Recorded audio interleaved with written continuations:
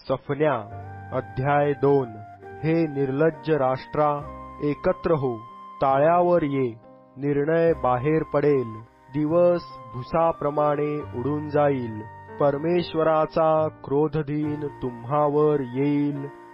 त्यापूर्वी ताळ्यावर या, देशातील सर्व नम्र जनांनो, परमेश्वराच्या न्यायानुसार चालणाऱ्यांनो, त्याचा आश्रय करा। धार्मिकता व नम्रता यांचे अवलंबन करा, म्हणजे कदाचित परमेश्वराच्या क्रोधदिनी तुम्ही दृष्टीआड व्हाल, कारण गज्जाचे विस्मरण पडेल, अश्कलोन रान बनेल, अश्दोदास भर दुपारी हाकून देतील, एक्रोनावर नांगर फिरेल, समुद्रतीरीच्या रहिवाशास, करेथी राष्ट्रास धिक्कार असो। हे कनाना, पलिष्ट्यांच्या देशा, तुझविरुद्ध परमेश्वराचे वचन आहे, मी तुझा असा नाश करीन की तुझ्यात एकही रहिवासी उरणार नाही। समुद्रतीरीच्या प्रदेशाची कुरणे बनतील व त्यात मेंढपाळांच्या गुहा व मेंढवाडे होतील। तो प्रदेश यहुदी घराण्याच्या अवशेषासाठी होईल, तेथे ते आपली मेंढरे चारितील। अश्कलोनाच्या घरातून ते संध्याकाळी बिऱ्हाडास राहतील, कारण परमेश्वर त्यांचा देव त्यांना भेट देईल व त्यांचा बंदिवास उलटवील। यवाबाने केलेली निंदा मी ऐकली आहे, अम्मोन वंशजांनी केलेली निर्भत्सना मी ऐकली आहे।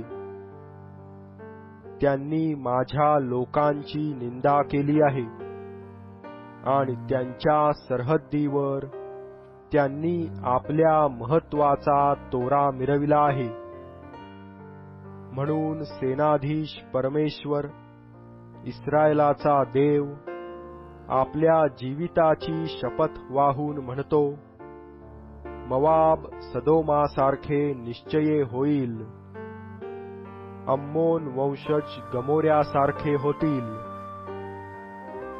खाजकुयरीचे वतन व मिठागर ही सर्व काळ वैराण होतील।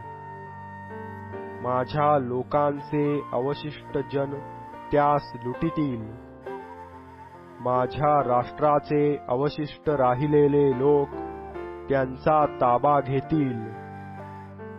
त्यांनी सेनाधीश परमेश्वराच्या लोकास तुच्छ मानिले व त्याजवर तोरा मिरविला, म्हणून त्यांच्या गर्वाचे त्यास हे प्रतिफळ मिळेल।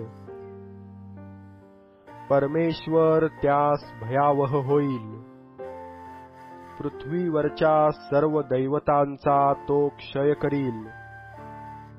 तेव्हा सर्व राष्ट्रद्वीपे व प्रत्येक जण आपापल्या स्थानी त्याला भजेल। अहो कुशाच्या रहिवाशांनो, तुम्हीही माझ्या तरवारीने मराल।